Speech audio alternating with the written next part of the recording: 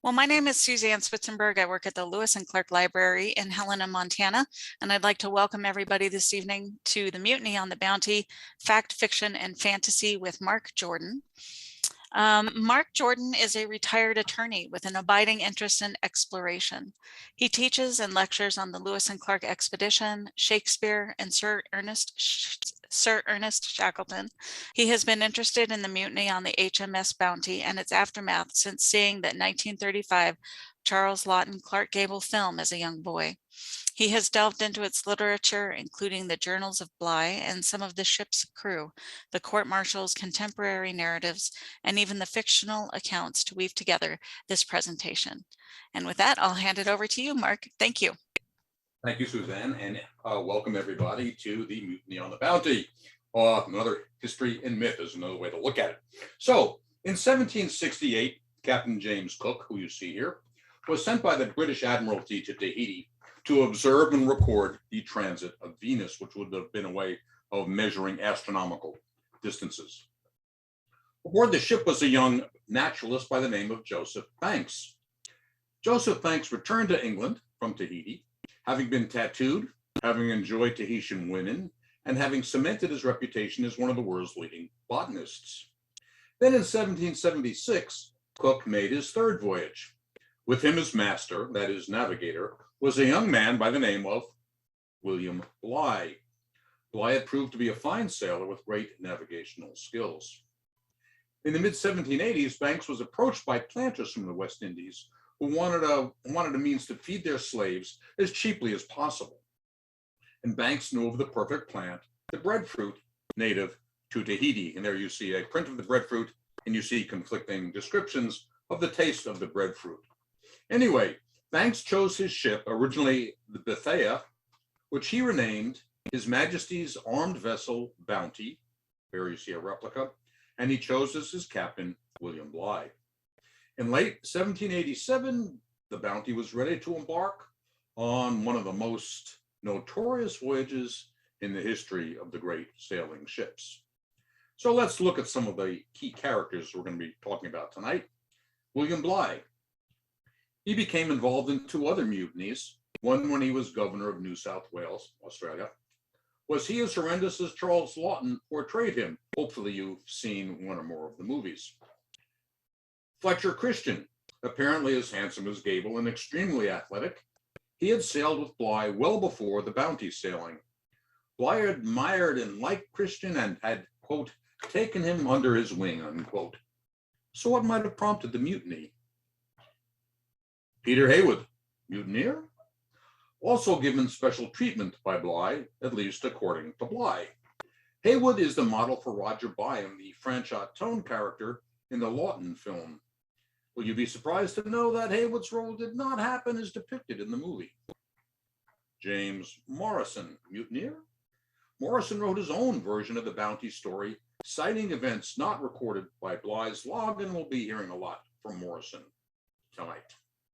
And Alexander Smith, an able seaman and a mutineer, what is his story or stories? So what do we think of the movies? The 1935 version of the Mutiny on the Bounty with Charles Lawton, Clark Gable, and Franchot-Tone defines, or at least from my perception of the story, the common understanding of the Mutiny on the Bounty. The unequivocally brutal Bligh, a much put upon Fletcher Christian attempting to make things right for himself and every sailor, Franchot-Tone playing the fictional Roger Byam, the falsely accused seaman who sought to prevent the mutiny, and the mutiny the result of a utter uncontrollable tyranny of Bligh. Each actor was nominated for an Academy Award. The movie won Best Picture. How close to factual is it? Interestingly, the movie opens with two depictions that are frightfully wrong. An opening screenshot declares, "This mutiny, famous in history and legend, helped bring about a new discipline based upon mutual respect between officers and men, by which British sea power is maintained as security for all who pass upon the sea." Now, when you consider that was written in 1936, you might get the patriotic overtones about that, perhaps. But the mutiny most certainly did not have anything to do with ending naval flogging, which didn't end until well into the 19th century. Then the first scene in the movie shows Fletcher Christian entering a pub and pressing men into service. No sailor aboard the Bounty had been forced onto the ship by a press gang. In the movie, the 40-year-old Joseph Banks appears as a much older man. Several of the sailors were given false names, and such were the liberties taken in the name of drama, and there were many, many more.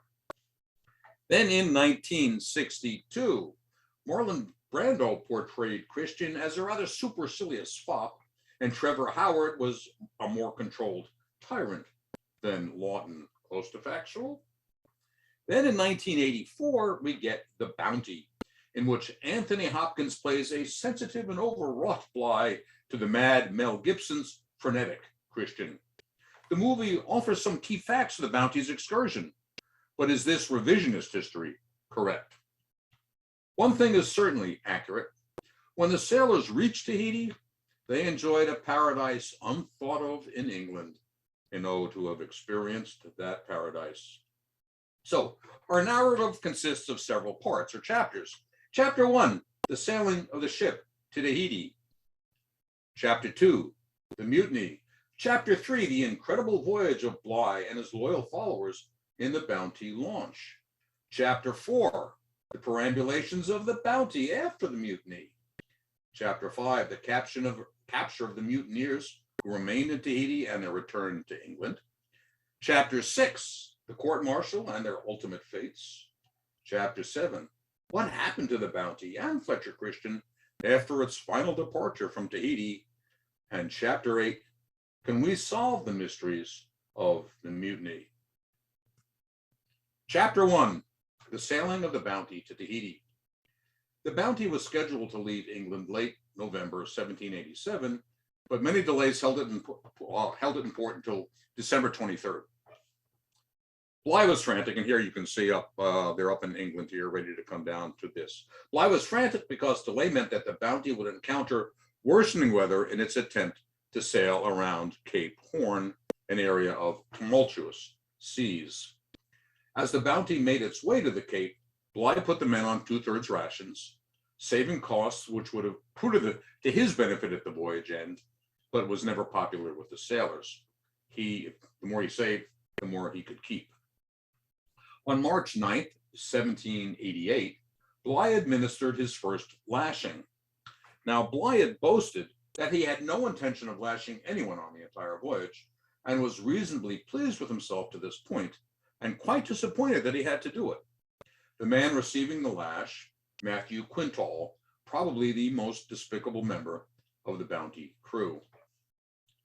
When the Bounty reached the Cape in mid-March 1788, down here, the seas were horrendous. And here's a still from one of the movies to give you an idea what they faced.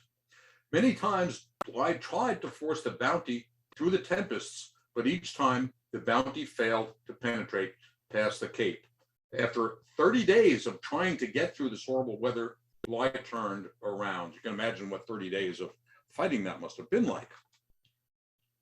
On the 18th of April, Mr. Bligh ordered all hands aft, and after returning them his thanks for their unremitted attention to their duty, informed them of his intention to bear away for the Cape of Good Hope, as it appeared to him an impossibility to get around Cape Horn. This was received with universal joy and returned according to custom with 3 cheers from James Morrison, the boatswain's mate. Now, this episode was ignored in the Lawton film, but did appear on the other 2. There, at the southern tip of South Africa, Cape Town, the Bounty had to undergo repairs and refitting. 38 days later, the Bounty sailed to the east. None of the movies show this particular respite. But while Bligh's Bounty log conveyed optimism and success, other sources were not quite so sanguine. In James Morrison's narrative, we find several events unrecorded in the Bligh log. Shortly after leaving England, Bligh, quote, discovered, unquote, that 2 cheeses were missing. Now, a version of this episode finds its way into the first 2 movies. He assembled the crew to rail at them. On opening the casks, 2 cheeses were missed by Mr. Bligh, who declared that they were stolen. The cooper declared that the cask had been opened before while the ship was in the river by Mr. Samuel's order. Now, Mr. Samuel was Bligh's clerk. And the cheeses sent to Mr. Bligh's house. Mr. Bligh, without making any further inquiry into the matter, ordered the allowance of cheese to be stopped and told the cooper he would give him a damned good flogging if he said any more about it. Then shortly afterwards, John Williams declared that he had carried the cheeses to Mr. Bligh's house with a cask of vinegar. And Bligh flew into a rage. Rages, his intemperate language, would be the defining character of Bligh's leadership. Bligh had loaded a quantity of pumpkin. Bligh insisted that the men consume 1 pound of pumpkin in lieu of 2 pounds of bread. This they refused. Bligh came up in a violent passion and called all hands, telling them, let him see who would dare to refuse it, saying, you damned infernal scoundrels, I'll make you eat grass or anything you can catch before I have done with you. When challenged by the Bounty's master, John Fryer, he flew into another rage. It was therefore needless to make any complaint, for they would get no redress, as he was the fittest judge of what was right or wrong. He further added that he would flog the first man severely who should dare attempt to make any complaint in future, and dismiss them with severe threats. So Morrison's narrative reveals an intemperate Bligh, and though no lashes were administered, significant threat was prevalent. And then we have wheat and barley were now boiled every morning for breakfast in lieu of the bargoo. Now, a bargoo was a stew that they would serve on the ship using a form of salted meat. But of this, the quantity was so small that it was no uncommon thing for 4 men in a mess to draw lots for the breakfast. In other words, only 3 of them would share what was supposed to be for 4, and they'd rotate it around. Now, limiting rations or quality of food is probably not an uncommon practice in the Navy, and these instances appear, but not in their proper places, in the Lawton film and slightly differently in the Brando film. Now, the Bounty left Cape Town for Tahiti on July 1st. Morrison recorded that on the sea between Australia and Tahiti were sown the seeds of eternal discord between Lieutenant Bligh and his officers. He confined the carpenter and found fault with the inattention of the rest.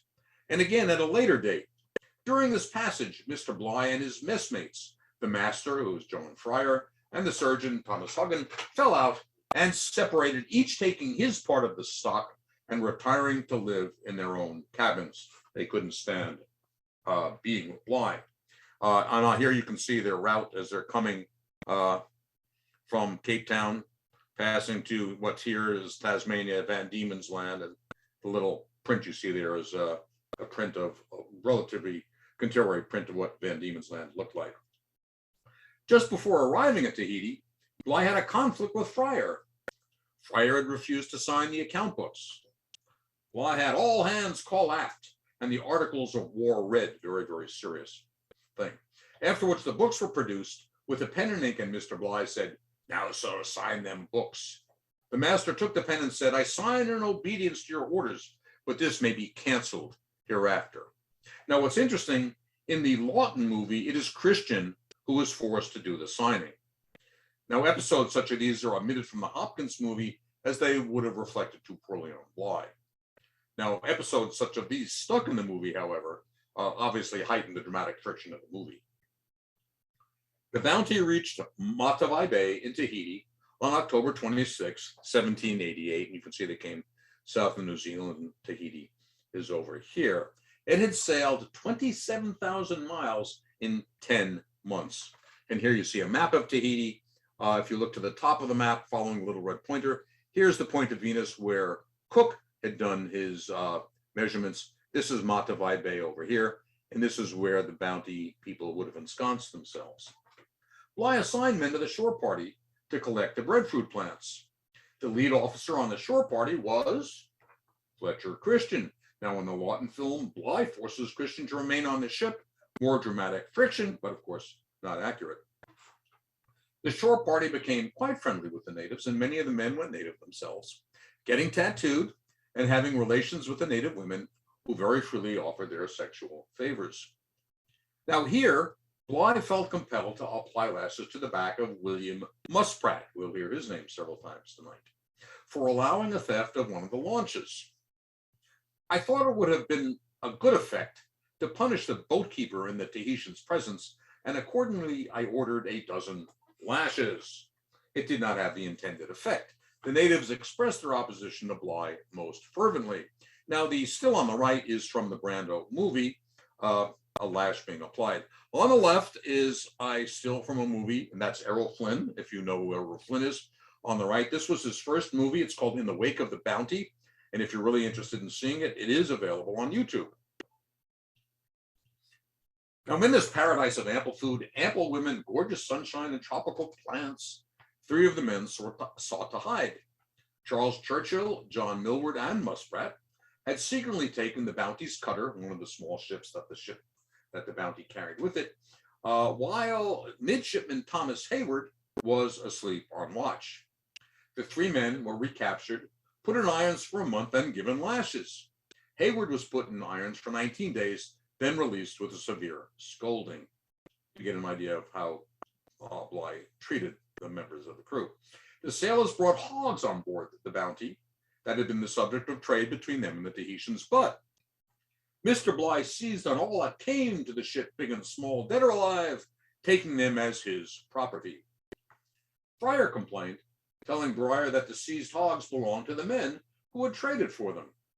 According to Morrison, Bligh told Fryer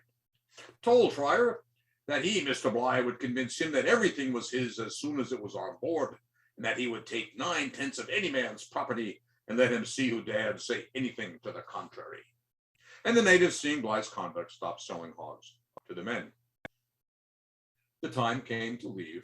About several months later, Bligh had 1,015 plants bordered on a special deck. And here you can see the deck of the Bounty and how the rear part of the ship was set up so it could carry the 1,000 plants. And the ship departed Matavai Bay on April 4th, 1789. The ship stopped at Tonga to reprovision. Then on April 25th, the Bounty pointed its prow in the direction of the Cape of Good Hope, heading westward-ish. On the night of April 27th, according to Bligh's log, everything seemed peaceful. Bligh retired to his captain. Fletcher Christian took his watch at 4 a.m. In Greg Denning's book, Mr. Bligh's Bad Language, he compares the lashings ordered by Bligh to lashings ordered by other British ships' captains. And there you can see the table from the book. Now, Bligh did not necessarily want to inflict corporal punishment, for he wrote in his log 3 months into the voyage, "Until this afternoon, I had hoped I could have performed the voyage without punishment to anyone." Bligh, though not close to number 1, did lash, and his journey was aborted by the mutiny, so we really don't know how accurate this chart would necessarily be. It has been argued that lashing was an expectation of a British sailor, but I doubt that made it any less painful. The sailors' reactions shown in the movies to the lashings rarely occurred, and most importantly, the Bounty's problems did not stem from lashings or even threatened lashings, unlike the first 2 movies. A near contemporary, and Admiral himself, John Barrow, wrote, "Lieutenant Bligh's character never stood high in the Navy for suavity of manners or mildness of temper. His temper was irritable in the extreme." So Bligh had a brutally foul mouth and an uncontrollable temper. Could this have led to what happened in our next chapter? Chapter 2, the mutiny. There are a few things certain about the morning of April 28, 1789. But one thing is certain. Fletcher Christian led a mutiny. Several members of his crew acted in concert with Christian. Since the initiation of the mutiny is the most fascinating and the most mysterious aspect of all the information I'm going to offer you, let us hold its details or its guesses until the end of this history. Right now, we will look at the broad outlines of the taking of the Bounty. When Bligh awoke on the morning of April 28th, he felt the hands of Charles Churchill, John Mills, Thomas Burkett, and Fletcher Christian pressing down upon him. They pulled Bligh up and bound his hands behind his back. As the half-naked Bligh was pushed upstairs, he passed an armed Alexander Smith, John Sumner, and Matthew Quintal, who guarded the steps. Every time Bligh shouted, he was threatened with death. Men were heard to shout, "Damn his eyes, put him in the boat, and let the bugger see if he can live on 3/4 of a pound of yams a day. And Mr. Bligh has brought all this upon himself." And Bligh heard one man say, "One villain said to the other, blow his brains out." Other men were rounded up to be sent off with Bligh. Now Christian had intended to set Bligh into the Bounty's cutter, capable of holding only 8 or 10 men. It was worm-eaten and decayed. Fryer, the master, Purcell, the carpenter, and Cole, the boatswain, objected, saying it was not fit, and urged Christian to use the larger launch. Christian agreed, and the launch was lowered into the water. Fryer, midshipman Thomas Hayward, and John Hallett were forced into the launch. Did they prefer Christian, or did they fear certain death in the launch? Others loyal to Bligh were placed in the launch, totaling 19 occupants. But not everyone who wanted to go could join Bligh. Charles Norman, Thomas McIntosh, and Joseph Coleman, whose skills were necessary to the Bounty, were detained against their will. Then later, others would claim that they too had wanted to go with Bligh. The blind fiddler, Michael Byrne, Peter Hayward, James Morrison, William Musprat, but there was not room in the launch for additional bodies. The Bounty mutineers supplied the loyalists with twine, canvas, sails, cordage, and a 28-gallon cask of water. They dropped in 16 pieces of pork weighing 2 pounds each. John Samuel, the Bligh's clerk, brought in 150 pounds of bread, 6 quarts of rum, 6 bottles of wine, with Bligh's log and some of his papers. Bligh was given a sextant, quadrant, and compass, and 4 cutlasses were dropped into the launch. The Bounty launch having been lowered and Bligh loyalists loaded into it, Christian said, "Come, Captain Bligh, your officers and men are now in the boat, and you must go with them." Bligh turned to Christian. "Consider, Mr. Christian, you have danced my children upon your knee." And Christian replied, "That, Captain Bligh, is the thing. I am in hell. I am in hell." Bligh was forced over and down into the launch. Then the Bounty sailed away, leaving the launch and its 19 occupants behind. 2½ hours had passed since the waking of Bligh and the Bounty's departure from the launch. There was no record that Bligh shouted as to Dalton, "I will see you, all of you, hanging from the highest yardarm in the British fleet."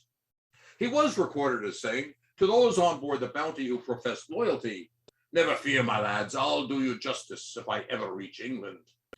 And we shall see the British Navy's version of that justice. Bligh believed that the Pleasures of Tahiti were responsible for the mutiny. The mutineers had flattered themselves with the hopes of a more happy life among the Otaheitans than they could possibly enjoy in England, and this, joined to some female connections, most probably occasioned the transaction. But interestingly, Master John Fryer recorded that Christian did not have a steady female companion, and added that only 2 of the other men did. And Morrison recorded, "Everybody seemed in high spirits and began already to talk of home, of fixing the length of the passage and count up their wages, and one would readily have imagined that we had just left Jamaica instead of Tahiti, so far onward did their flattering fancies waft them." Morrison getting extremely poetic. But here we have one of the many ambiguities surrounding this most interesting story, whose version is correct. There you see Bligh's log. He kept a log while he was in the launch. The top name you can see is Fletcher Christian, age 25 years. It has a description of him. Then there is George Stewart, Peter Hayward, Edward Young, all of whom Bligh perceived as mutineers. But how impetuous was the mutiny? You must wait for that answer, if there is one. Chapter 3, The Incredible Journey of the Bounty's Launch. While Bligh's depiction as a rather harsh ship's captain has tainted his reputation, his command of the Bounty launch is one of the greatest sea exploits ever recorded. Not that he was not harsh at times in the launch. Fryer reported that Bligh was as tyrannical in his temper in the boat as in the ship. But his total command of the situation allowed him to, well, let's look at the journey. The launch, all 23 feet 9 inches with a beam of 6 feet 9 inches and a depth of 2 feet 9 inches, drifted away from the Bounty with only 7 inches of freeboard. It wouldn't have taken much to have swamped a boat with only 7 inches of freeboard. Here you see the daily log that Bligh would keep in this tiny little boat with his companions as they went along. Bligh set up heading for Tofua, another one of the islands in Polynesia, believing he would be able to provision the boat there. And here you see Tofua. They probably landed up on the northwest part of the island over here. He landed there on April 29th, and Bligh assigned men to hunt for breadfruit and fresh water. Over several days, natives began to congregate and then began to threaten them. Then on May 2nd, sensing an imminent attack, Bligh ordered the men back into the launch. As the natives attacked, John Norton, Bligh's quartermaster, who you can see over here, stood his ground near the boat. The natives stoned him to death. Feeling terror and determination, the men feverishly rowed the launch and eventually sailed away from Tofua, leaving the pursuing Tofuans behind. Bligh had to decide where to go. The only reasonable sanctuary was Kupang, a Dutch settlement on Timor. Now, just to give you an idea, the Bounty launch is off the right of the map here. Kupang is on Timor. So you see Timor over here, and Kupang is on the west. And if you look at the inset, Kupang is on the western side of Tofua. The only problem was Kupang was 3,500 miles away. To a man, each supported Bligh's decision. Bligh had only, as I mentioned, a sextant, a compass. He did have a timepiece and a quadrant. Distance covered was measured by timing the travel of a log on a line thrown into the water, a form of what they call dead reckoning. Fortunately, the difference in latitude between where the launch was roughly over here where you see the red dot, and Kupang was not that great. So Bligh could sustain a westerly heading with advantageous easterly winds. Bligh instituted strict rationing of food using a scale made of coconut halves, and you see his scale here on the left, and a bullet. He would weigh out daily 1 ounce of bread and dole out the daily ration of a quarter of a pint of water, and you can see that's his beaker there. On May 3rd, a severe tropical storm assailed the launch. The boat, not surprisingly, wallowed, and Bligh ordered all superfluous clothing, rope, and sail thrown overboard. On days when fear tormented the men, Bligh would dole out a ration of rum. They were constantly wet, and nighttime temperatures chilled their exposed bodies as fall turned to winter. Now, even though it's made south of the equator, so they're going into winter now. On the 6th, they hooked a fish, but it got away. Even more torment. When they spotted land, fear of native attack kept them from approaching. Half the men kept watch, while the other half slept on the boat's wet floor. Every day was a repeat of the previous, except that their discomfort grew. And when it rained, the men would bail frantically, but they were able to collect fresh water to drink from the rain. On the 10th of May, the bread ration was reduced to 1/25 of a pound, served in the morning, at noon, and at sunset. Occasionally, they would dip into the salt pork. By the 17th, most men begged for a greater portion, but Bligh refused. By the 20th, some of the men seemed to be half dead. No big surprise necessarily. When the sun shone after a 15-day hiatus, the warmth helped the men recover. On May 24th, Bligh calculated he had bread allowances at the current rate to last 29 days. He felt he could probably reach Kupang before then, but uncertain that he could be certain, he refused to increase the ration. He wrote that the men, quote, cheerfully agreed to his proposal, unquote. It's important to emphasize that Bligh's log reflected far more optimism than the men later reported.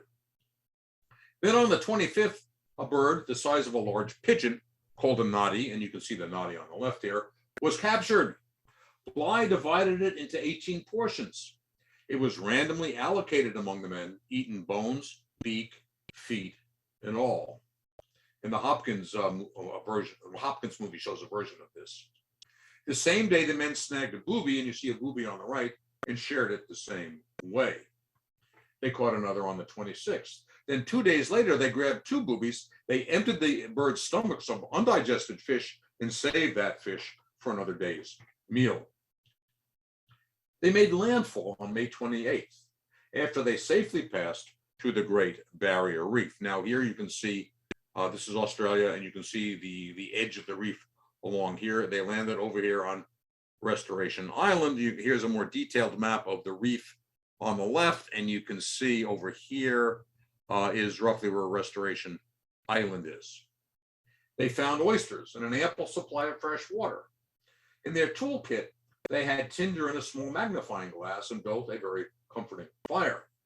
One of the men, the ship's cook, produced a small copper pot in which they cooked up pork, oysters, and bread. And one can only imagine, or not imagine really, what a hot meal must have tasted like after the month that they had just experienced.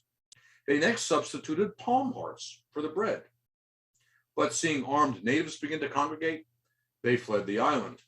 Then between May 28th and June 2nd, the launch island hopped, and you can see in here, there's a lot of islands along in here that they would be able to stop at. On these islands, they found clams, and David Nelson, the botanist, identified an edible bean. On yet another island, sent out to hunt for birds, they caught 12 small ones. This stay, with ample food, ample sleep, and ample exercise, contributed to their ability to continue on towards Kupang.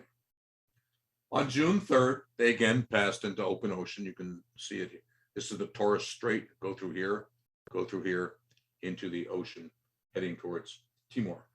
They grabbed a bird one day and a fish another, but each of the men seemed to be failing. Symptoms included an extreme weakness, swelled legs, hollow and ghastly countenances, a more than common inclination to sleep, with an apparent debility of understanding classic starvation symptoms. On June 12th, after 47 days of sailing over 3,600 miles, the men sighted the island of Timor. They pulled into Kupang Harbor on the 14th. Most had arrived near death. Our bodies were nothing but skin and bones. Our limbs were full of sores, and we were clothed in rags. In this condition, with tears of joy and gratitude flowing down our cheeks, the people of Timor beheld us with a mixture of horror, surprise, and pity.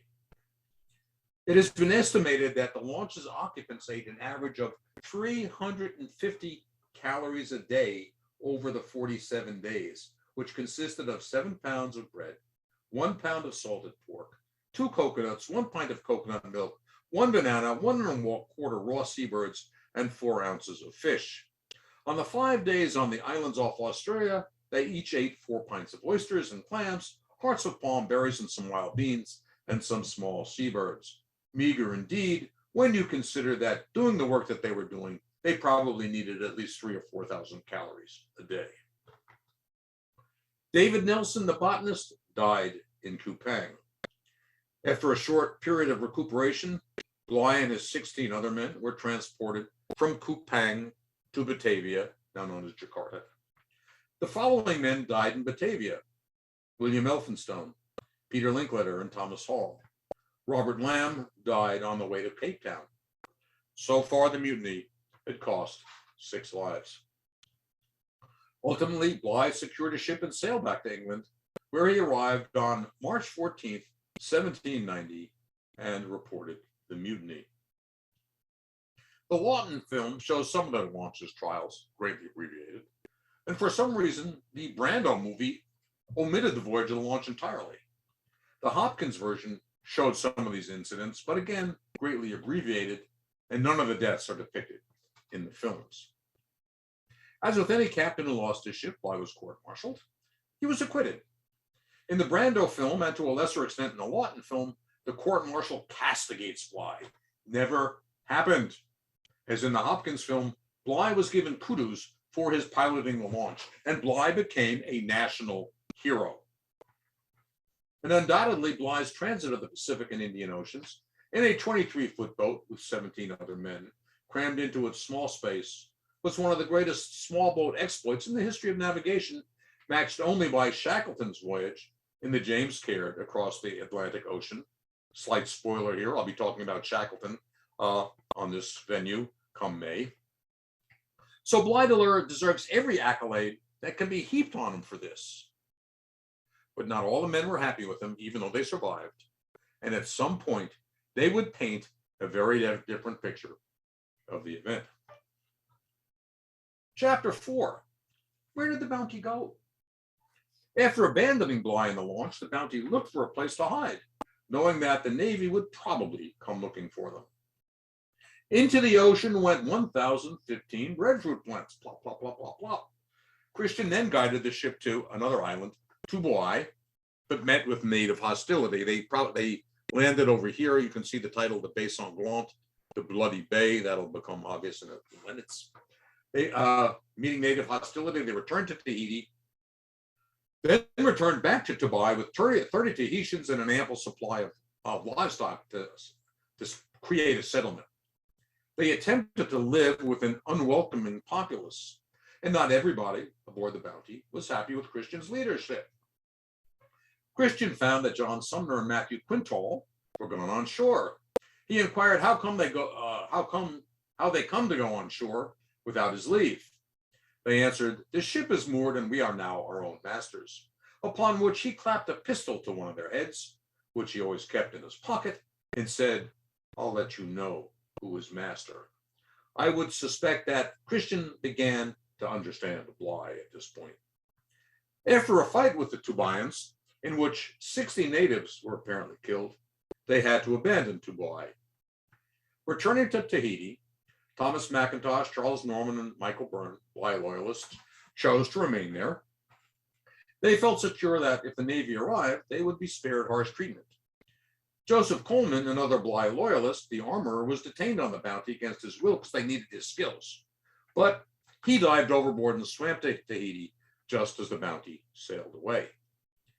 Mutineer Charles Churchill chose to remain. So did mutineer Matthew Thompson. Neither saw England again. Thompson shot Churchill. Churchill's friends in Tahiti pummeled Thompson with stones. 2 more dead in paradise. Total dead, 8. 14 of the Bounty's crew remained on Tahiti. Fletcher Christian, with 8 other men, not all of whom got along with Christian, took the Bounty and left the delightful shores of Tahiti to disappear for almost 20 years.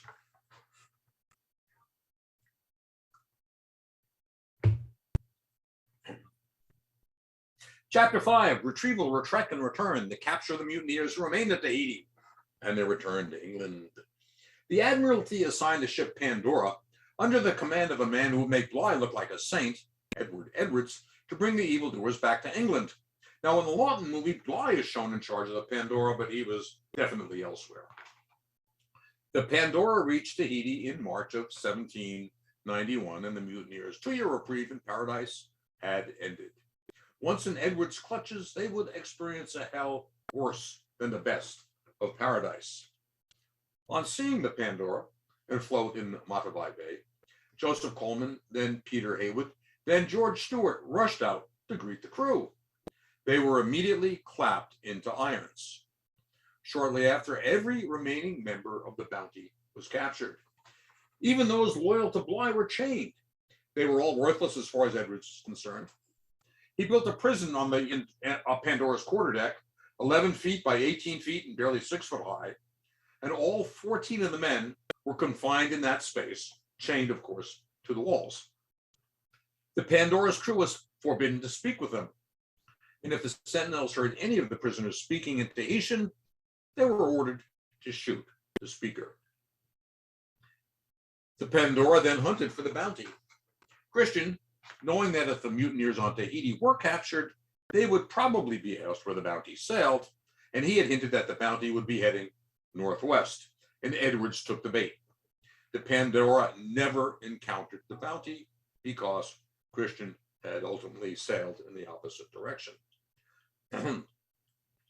After 3 months of fruitlessly searching for the Bounty, Edwards relinquished the pursuit, and you can see came to Tahiti, looked around here, over here, then on these islands over here, ultimately giving up and then heading in this direction.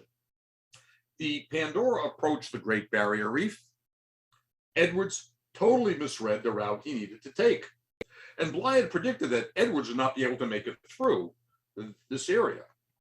The Navy didn't care. On August 29, 1791, Edwards wrecked the Pandora on the reef. And here you can see the site of where the wreck was. And there you can see a drawing of the sketch made by one of the so-called mutineers. As the Pandora went down, Edwards ignored the plight of the prisoners, of all the prisoners in the box, except for Coleman, McIntosh, and Norman, whom he released to work the pumps. The other 11 remained in chains.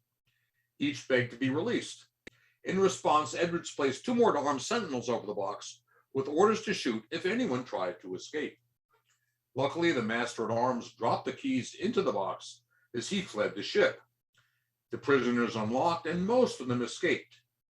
But it was too late for John Sumner, Richard Skinner, George Stewart, and Henry Hilbrand. Unable to get out of the box, they drowned. Now, 12 members of the Bounty crew were dead.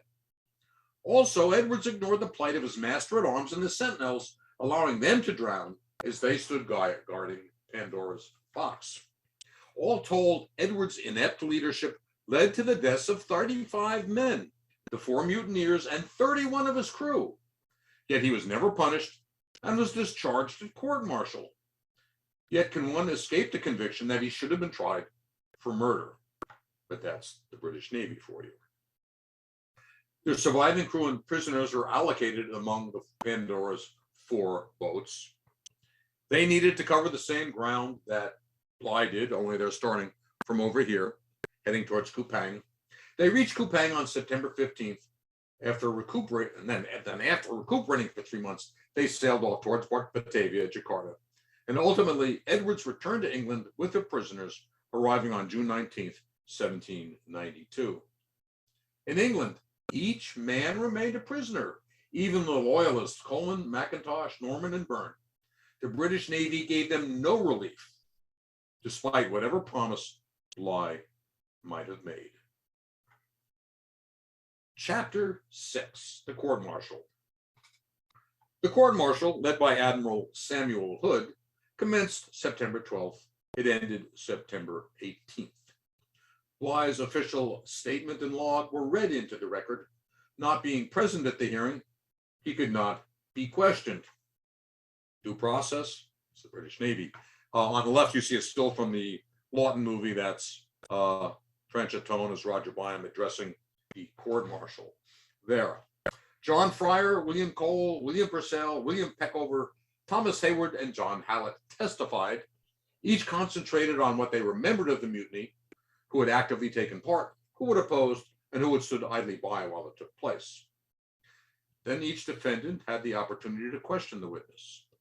The Navy preferred not to allow attorneys to appear on behalf of the accused due process. However, an accused could have the assistance of an attorney in preparing his case. Questions tried to develop whether each defendant either resisted or did not participate. Resistance would have meant acquittal. Lack of participation would not have ameliorated guilt. Being neutral in the face of a mutiny was equivalent to being guilty, but some appearance of neutrality might have ameliorated punishment. Each defendant then had the opportunity to make a statement and call witnesses. Coleman spoke and called Cole, who supported his claim of innocence. Burns' blindness would guarantee acquittal. Norman and McIntosh made their statements and offered an exculpatory letter from Bligh. Then Ellison offered what he thought would be exculpatory evidence, calling attention to his inexperience and age. He was only 15 at the time of the mutiny. Burkett, who had been identified by Bligh as one of the men standing over him on the morning of April 28th, gave a lengthy and vivid description of what happened that day, then called 4 witnesses, none of whom could swear that Burkett was unarmed, but spoke of his good character. Millward attempted to defend himself, called 1 witness, Cole, who could not support his claims, the last 2 obvious mutineers. Muspratt was assisted by a lawyer, and through a clever legal stratagem, he sought to call co-defendants, Byrne and Norman, and the court-martial refused the request. The judge advocate then read Musprat's prepared statement, another cleverly constructed legal device. Morrison's well-written, well-argued statement offered evidence that demonstrated his reluctance to participate in the mutiny and all the logical reasons why he should not be considered a mutineer. He attacked the testimony of Hayward and Hallett, delving into their cowardice on that morning. When they testified at the Bligh court-martial, they never alluded to it at all. Then they called Cole and Purcell and both gave favorable character references. Peter Hayward had naval connections and wealth and had several very prominent lawyers aiding him. One of his attorneys read his carefully edited statement. The difficulties of youth, a similar thing to what Ellison had claimed, the confusion of the system, the situation, the impossibility of joining the launch. He asserted that he went below to collect his things, but was prevented from coming up. His witnesses supported some of his claims, but did not completely exonerate his behavior. Ultimately, the four remaining loyalists, Coleman, McIntosh, Norman, and the blind fiddler, Michael Byrne, were found not guilty and discharged. Though clearly innocent, they had been in bondage for over 18 months. None of it very pleasant, obviously. As to the remaining defendants, the charges had been proved against the said Peter Hayward, James Morrison, Thomas Ellison, Thomas Burkett, John Millward, and William Musprat, and the court-martial did adjudge them and each of them to suffer death by being hanged by the neck. The court added, in consideration of various circumstances, the court did most earnestly recommend said Peter Hayward and James Morrison to His Majesty's royal mercy, fundamentally asking for a pardon. Ellison, Millward, Burkett, and Musprat received the ultimate sentence with no hope. But William Musprat and his clever attorney filed a petition as soon as the verdict was announced, claiming he had been denied the opportunity to call witnesses.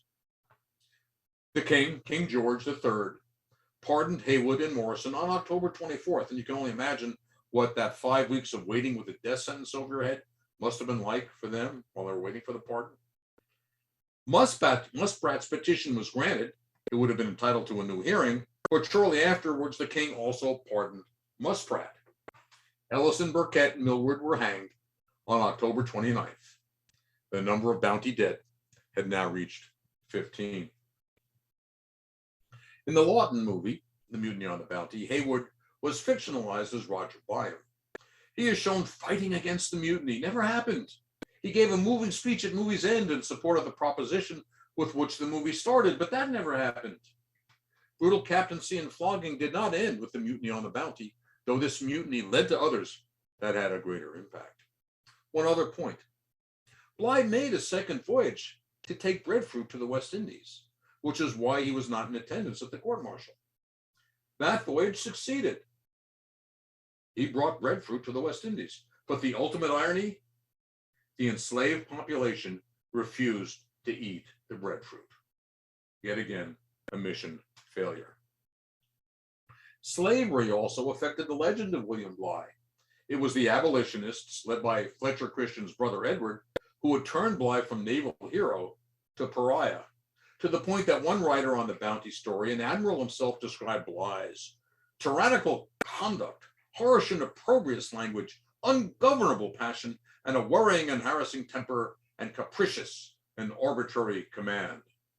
So much for the heroic Bligh. But we are still not at the end of the story of the Mutiny on the Bounty, for no one had any idea where Christian and his mutineers were. Chapter 7. Where is Fletcher Christian?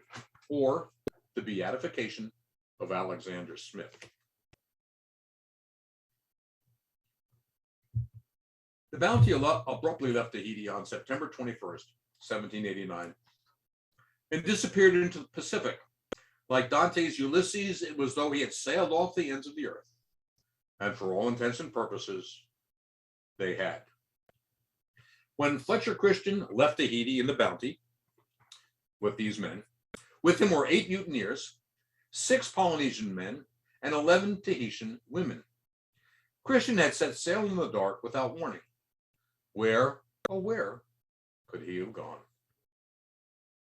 19 years later, on February 6, 1808, an American sealer, the Topaz, under the command of Mayhew Folger, who you see here, sighted an uncharted island in the Pacific. Folger realized that it was probably Pitcairn Island and that it had been wrongly charted many years before. Now, keep in mind that in the mid-18th century, when Pitcairn was charted, determining longitude is very difficult because they involved elaborate mathematical computations and measurements. The chronograph, the chronometer hadn't been perfected at that time. So it's off by, the charting was off by several degrees of longitude. Folger was surprised when he saw a canoe paddle out to the topaz, like you see in this stamp drawing here. And as the canoe pulled alongside, Folger asked, "Who are you?" He was dumbfounded when the paddlers who came aboard said, "We are Englishmen." "Where were you born?" "On that island which you see." "How can you be Englishmen if you were born on that island?" "We are Englishmen because our father is an Englishman." "Who is your father?" "Alec." "Who is Alec?" "Don't you know Alec?" "How should I know Alec?" Folger was stunned when the young men then asked, "Well then, do you know Captain Bligh of the Bounty?" Folger went ashore to meet a thriving community, mostly women, some young men, younger children, and a 40-year-old man who called himself John Adams. While Adams' name aroused no surprise in Folger, the name of the young man was quite surprising. Thursday, October, Christian. The name Christian was universally known. Folger slowly realized who he had just encountered. Adams explained that Christian, almost by accident, after the Bounty wandered the Pacific for 4 months, near a large rocky island, and here you can see they left Tahiti to Bligh, came over here, made a circle around, and then headed off into this territory, ultimately wandering into this rocky island. Now, this island had not been charted, but it fit the description of another rock that maps had located more than 200 miles away, 3 degrees of longitude.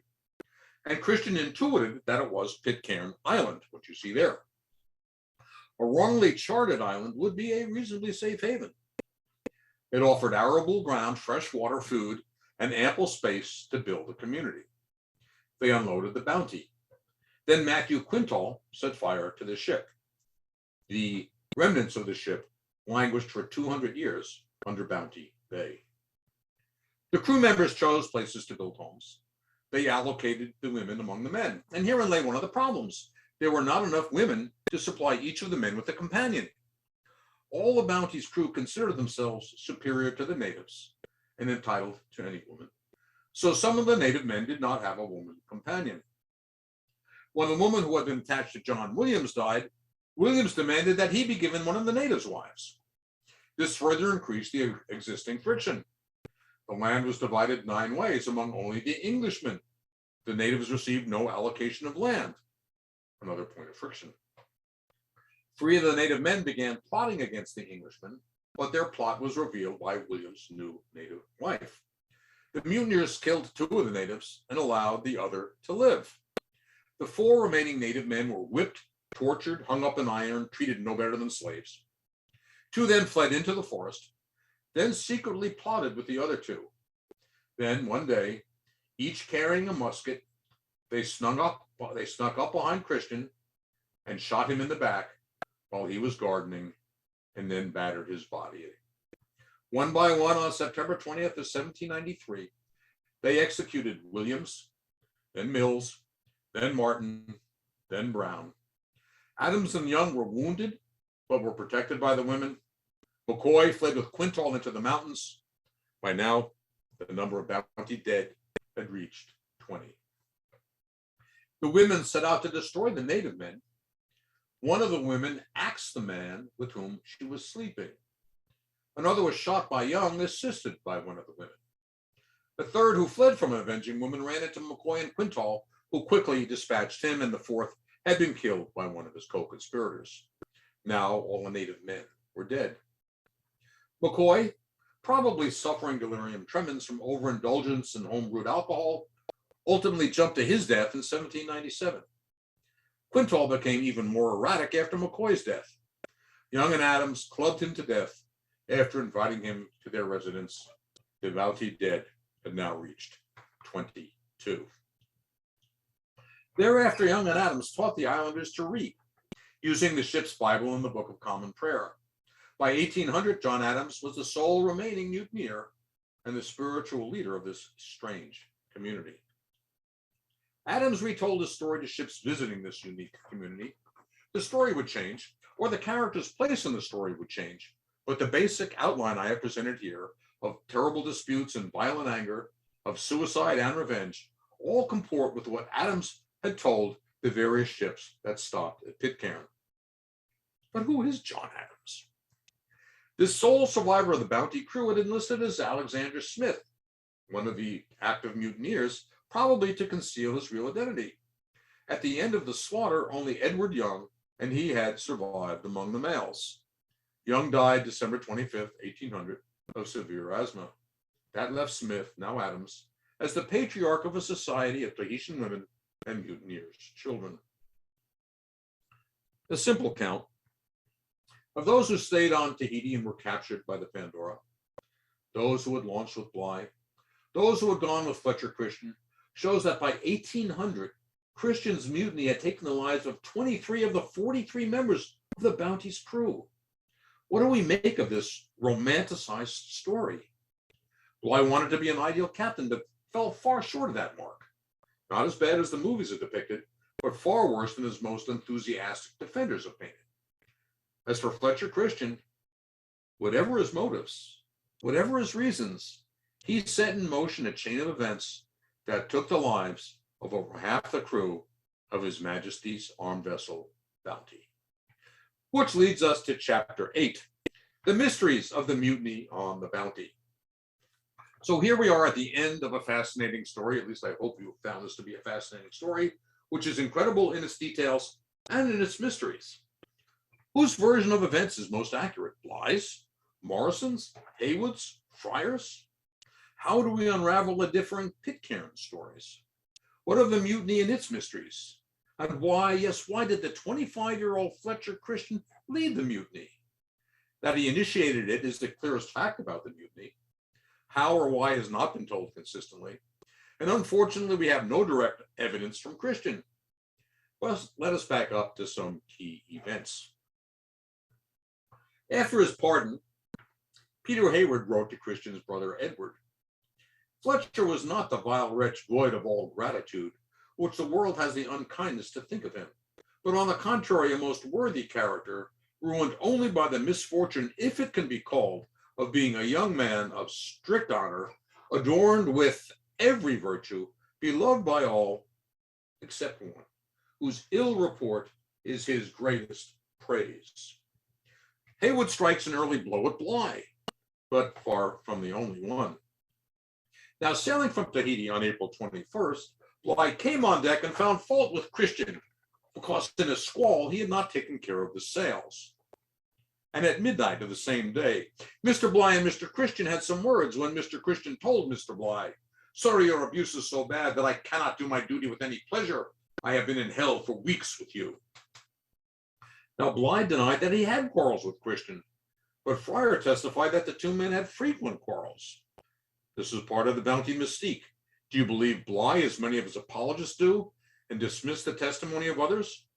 Or do you credit the testimony of the men who suffered under Bligh? On April 24th, the Bounty stopped at Anamuka, which is a Tongan island, to fill casks with water. The crew members, led by Christian, were threatened by the natives. Bligh had ordered Christian that no person should affront the natives on any occasion. Morrison recorded. Mr. Christian, who had the command of the watering party, found it difficult to carry on his duty. He informed Lieutenant Bligh, who damned him for a cowardly rascal, asking him if he was afraid of a set of naked savages while he had arms. To which Mr. Christian answered, "The arms are no use, while your orders prevent them from being used." When setting sail from the island, Bligh dismissed all the men under arms but two, but not before he had passed a compliment on officers and men to tell them that they were a parcel of lubberly rascals and that he would disarm the whole of them, and presenting a pistol at William McCoy, threatened to shoot him for not paying attention. Then on April 27th, came the infamous coconut incident. It appears in the Lawton movie, but not in the Brando movie, strangely. And the Hopkins movie gives a slightly altered but highly inaccurate view of the incident as well. Bligh took a turn around the deck when he decided to count coconuts. Interesting. Then he announced some had been stolen. Bligh called each officer before him. Each denied seeing anything taken. Then Bligh accused the officers of having taken them. Mr. Christian answered, "I hope you don't think me so mean as to be guilty of stealing yours." Mr. Bligh replied, "Yes, you damned hound, I do. You must have stolen them from me, or you could give a better account of them. God damn you, you scoundrels. You're all thieves alike and combined with the men to rob me. I suppose you'll steal my yams next, but I'll sweat you for it, you rascals. I'll make half of you jump overboard before you get through the Endeavor Straits." He then called Mr. Samuel and said, "Stop these villains' grog and give them but half a pound of yams tomorrow. And if they steal in, I'll reduce them to a quarter." The coconuts were carried aft, and he went below. The officers then got together and were heard to murmur much at such treatment. Purcell the carpenter recorded that he found Christian in tears. Fryer reported that Fletcher was devastated that Bligh had called him a thief in front of the entire crew. The evening of the 27th, Bligh invited Christian to dinner, as he often did. Strange given the interactions, but Bligh just would forget stuff like this. That evening, Fletcher declined, saying he did not feel well. About 11 p.m., Bligh came out to talk to Fryer, then retired, and as was his custom, he left the door of his cabin unlocked. Now, a story that has emerged from the mists of Bounty lore is that Christian had decided to build a raft, and this is implied in the Hopkins movie, that he had begun to gather materials and ask for help. He would paddle a raft to one of the islands. That Christian informed the boatswain, Cole, the carpenter, Purcell, and Stewart of his determination to leave the ship upon a raft on the night preceding the mutiny is certain. Peter Hayward. But he changed his mind. Adams told this story. When Christian took his watch at 4 a.m., Stewart told him, "We are right for anything." Did Stewart plant the seed of the explosive action to mutiny in a vulnerable Christian's mind? Morrison woke to learn that the ship had been taken by Christian. On deck, he found Bligh naked from the hips down, his hands tied behind him. Christian had a drawn bayonet or cutlass in his hand, and according to Morrison, his eyes flaming with revenge. Bligh later wrote to his wife, "He with several others came into my cabin while I was asleep, and seizing me, holding naked bayonets at my breast, tied my hands behind my back and threatened instant destruction if I uttered a word. I, however, called loudly for assistance, but the conspiracy was so well laid that the officers' cabin doors were guarded by sentinels, so Nelson, Peckover, Samuels, or the master could not come to me. I was now dragged on deck in my shirt and closely guarded. I demanded of Christian the cause of such a violent act, but he could only answer, 'Not a word, sir, or you are dead.' I endeavored to rally someone to a sense of their duty, but to no effect." So exactly what happened between the calm of the evening of the 27th and the frenzy of the morning of the 28th? Bligh believed a conspiracy had been formed, the means had been concerted and prepared with so much secrecy and circumspection that no one circumstance appeared to occasion the smallest suspicion of the impending calamity.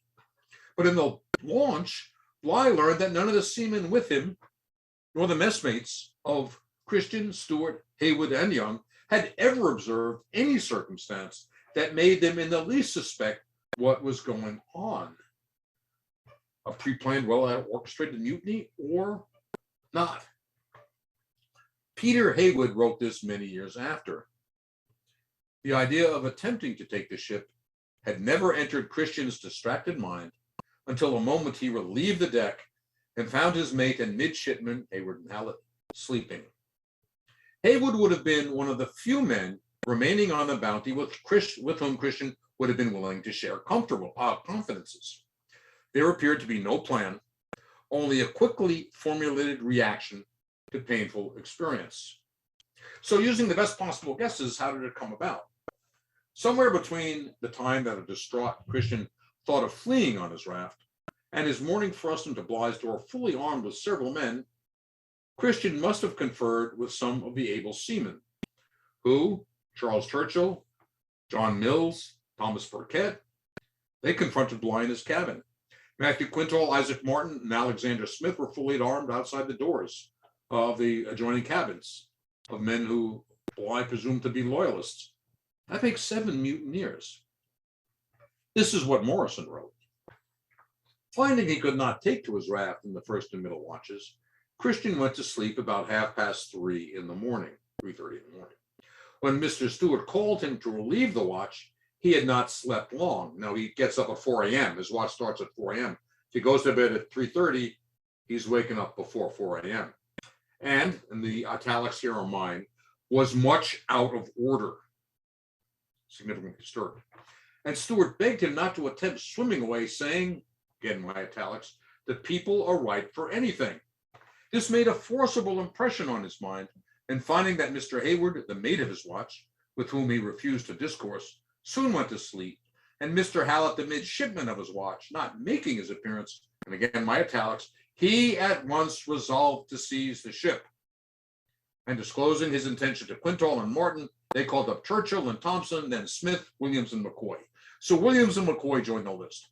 While the movies show struggle among the bed, a struggle on board the ship among all the men, while the mutiny unfolds, no such struggle took place.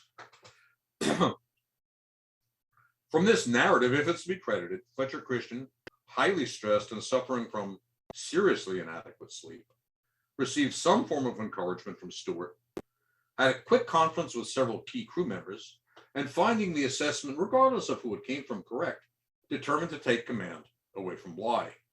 As quick and as impetuous as that. Taking Morrison's count, only 9 men were actively involved in the mutiny. There were 42 crew members. Bligh had begged them to resist the mutiny, but no one did. No officers made the least attempt to rescue the ship, which would have been effected had any attempt been made by one of them. None seemed inclined to dispute the superiority, and Mr. Christian, at the head of 8 or 9 men, was permitted to proceed.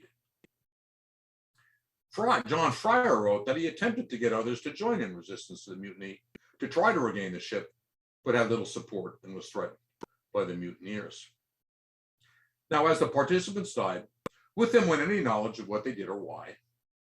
No one ever got a sense of what led Fletcher Christian to this precipitous act, or why some of the men were so quick to follow him. But it appears from almost every scrap of evidence that there was no concerted plan, no pre-meeting at which the men agreed to mutiny, but they were sufficiently enraged at Bligh to be willing to act on the spur of the moment. Now, while Morrison's story is fairly succinct, from Adams we get different tales. He at first probably afraid of being dragged back to England. Having been a mutineer, he would have probably been hanged. Then after being freed of any concern that he might be dragged back, he felt free to embellish. We learn much from him, but little of the reasons for Fletcher Christian undertaking an action that sealed the doom of so many. But he and Morrison are consistent on several points, including that no one tried to resist the mutiny, even though they outnumbered the mutineers.